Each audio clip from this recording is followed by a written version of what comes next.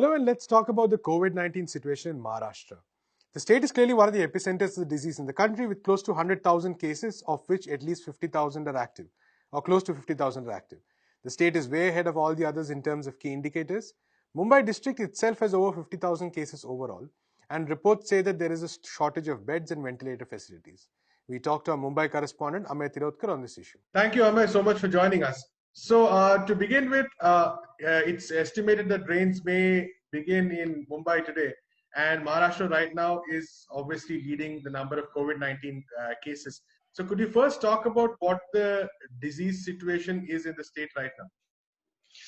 State is very much ahead of all other states in India. Right now, there are 94,000 cases, overall 94,000 cases, and which includes 3,600 deaths, and there are active patients are around 46,000. So the proportion of getting patients cured is almost 50%, but still the Maharashtra number is very much higher. Like Tamil Nadu is right now somewhere 35 to 40,000, but Maharashtra may touch 1 lakh patient in next 2 days. So that kind of seriousness of situation is here in Maharashtra, and particularly in Mumbai.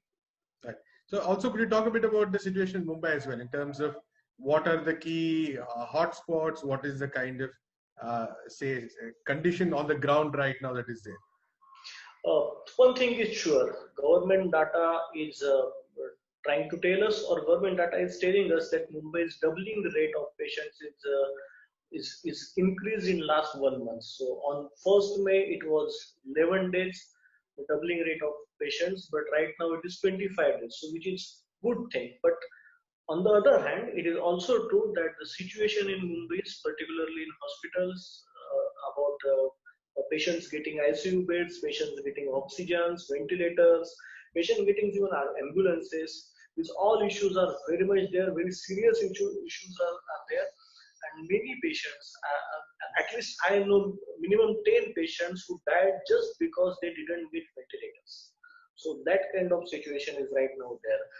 It is unimaginable rather that a city of 1 crore and 80 lakh people at least is having just 1,146 ICU beds. This is a disastrous situation, and 100% beds are right now full, which are used for COVID-19 patients.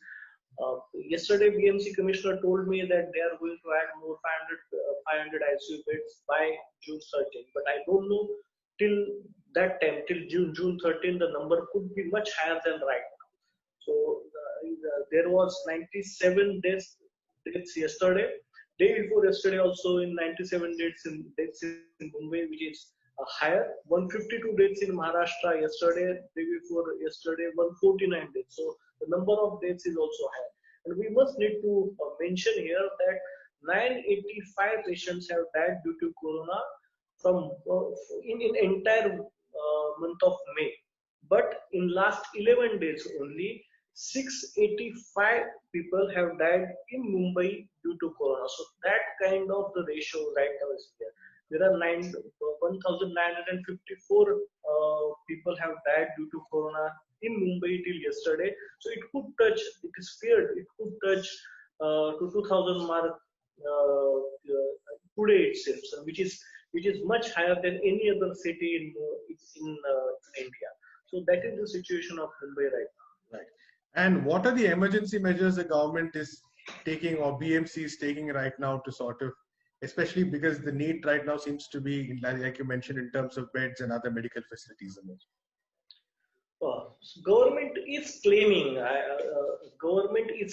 that they are adding ICU beds. They are adding more hospitals. Few hospitals are there which were not ready to take COVID-19 patients, and big names like Lilavati and others, they have shown notices.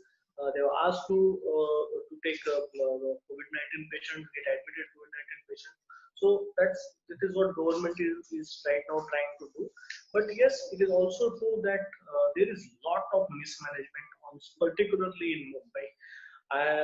There are hospitals where oxygen is a major issue of BMC hospitals. Right now, medicines, oxygen, ventilators, ICU beds are really major issues, and it is very much known that COVID-19 is very resource demanding disease. You need ventilator, you need ICU bed, you need quarantine system, and you need it must. So it is very resource demanding disease. Only if you could provide the kind of resources, only then you will be out of this current danger. So that is what the biggest challenge before state government. Absolutely. And also with the monsoons likely to start, what are the key concerns before the authorities and people? There are two, three concerns. Generally, in normal days, monsoon is good for other people, but always a headache for Mumbaikars, the citizen of Mumbai, because everywhere the nala getting running, the train stops, and all those kind of problems. But right now, there are claims that there is no nala cleaning in last 1 and 2 months. Generally, this March to May period is used for that nala cleaning and getting sewage out of those choked gutters and all. Right. So right now, so these works have not been completed because there are no workers, sanitation workers who come, but they are already exhausted just because of these hospitals and other issues. So the right now challenge before is not to stop Mumbai, because in monsoon period, generally in month of July, 2 to 3 days we waste every year just because the water logging.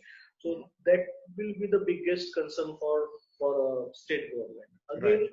there are few setups of beds outside in ground for COVID-19 patients. There are some camps in Dharavi which are being used for institutional quarantines, but Right. they're outside. So that government has to accommodate them inside in some schools, colleges. So those are also some serious challenges before BMC, city administration and the state administration.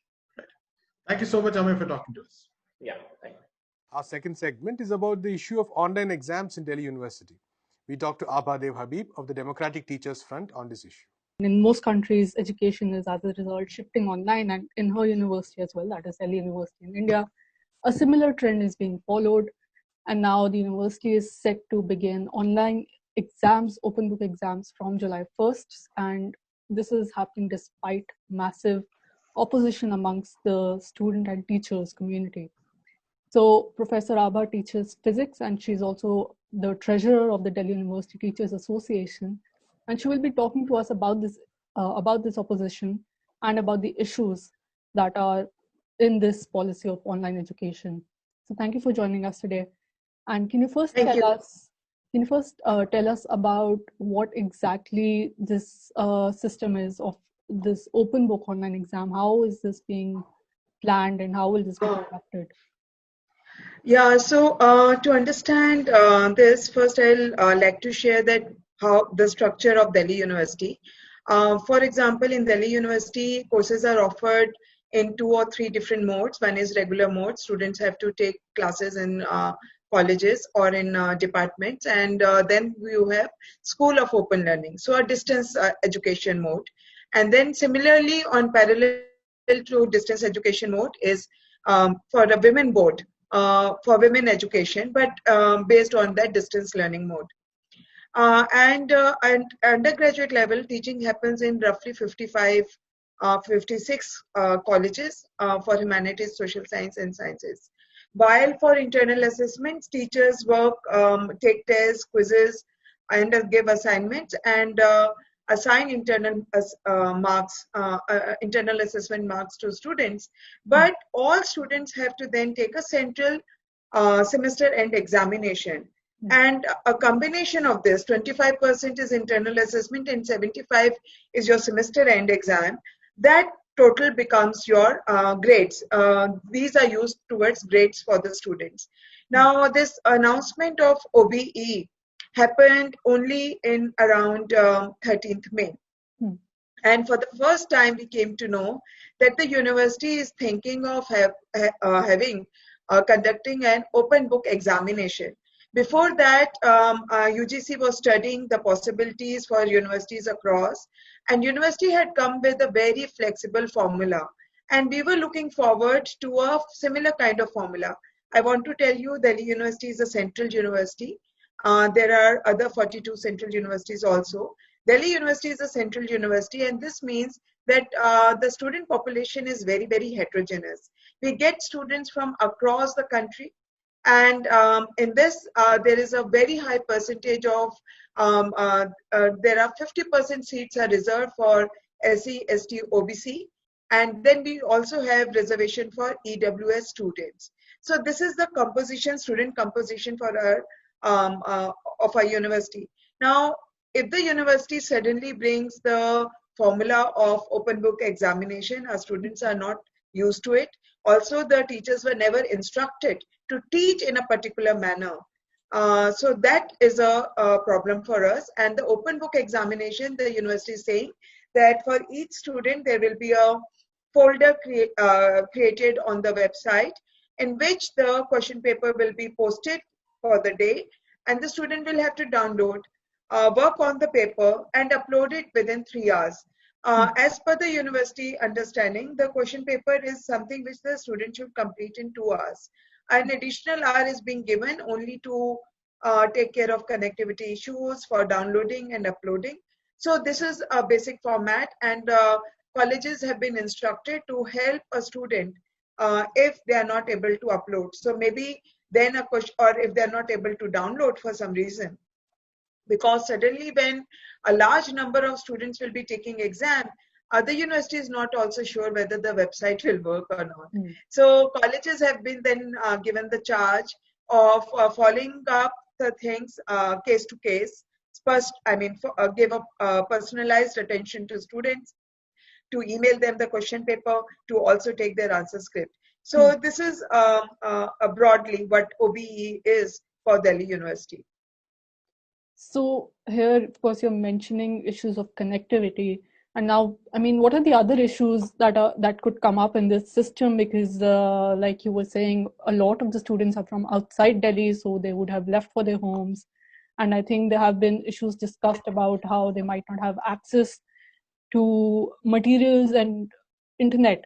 So a lot of issues have been talked about in this in relation to these exams. Can you tell us more about this and why it's being opposed? Yeah, see, one thing is that why do you want to examine student? The fundamental question is that you want to examine whether they have understood what you were trying to aim at, whether you have those learning outcomes, whether the student have critically understood, analyzed the reading material, learned new things, new techniques, or whatever. Now, when the teaching has been very uneven, you see that we were trying to connect for this interview for last 20 minutes, and we did not have connection. Now, when I say that students from across the country come, then there are many students coming from suburban and rural backgrounds. They come from suburban and rural backgrounds. And if in Delhi, the connectivity issues are like this, you can only imagine what is happening in Rajasthan, in some Jilla of UP, or somewhere else. Also, students, 50% students, I mean, we conducted from Delhi University Teachers Association, we conducted a survey among students, and 51,500 students responded to our survey. And in this, 50% students said that they are from outside Delhi. Now, we need to understand that in Delhi University, we were having a mid-semester break, which also included a festival. Holi was there, is one of the major festivals of the country.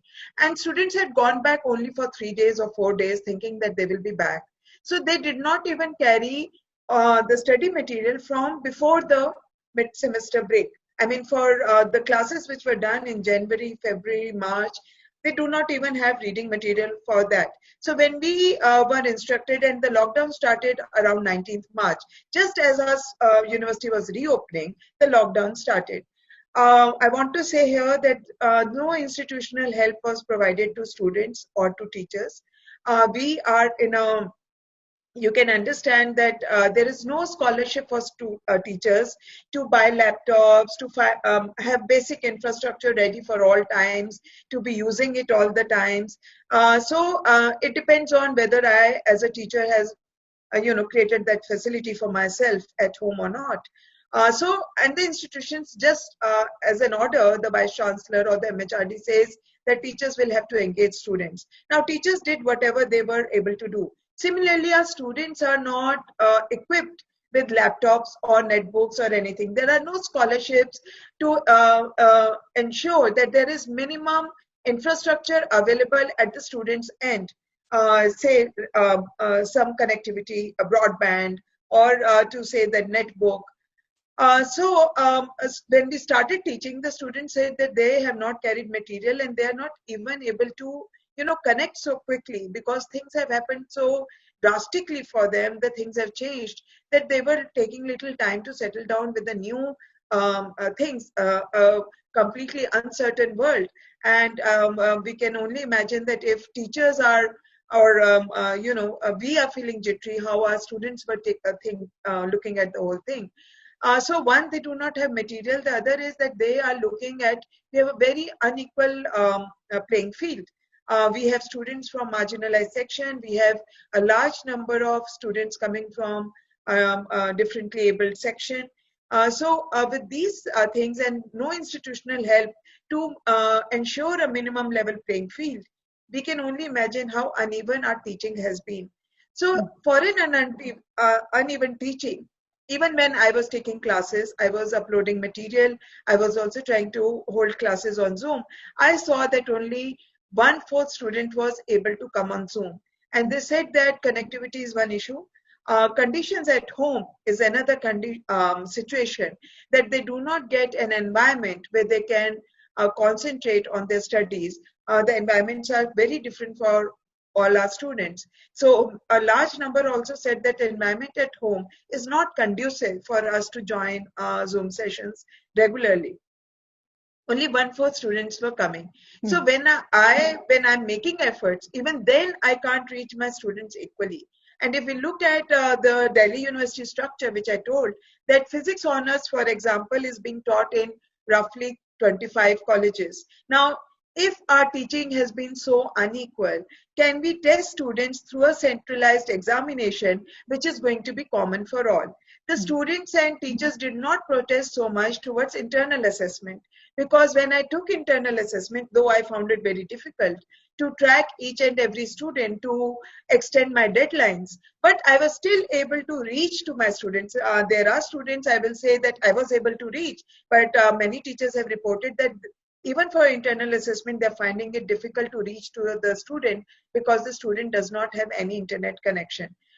So I'm saying that even for internal assessment, suppose I made efforts, I tested them on what I was able to teach them, how evenly I was able to approach them.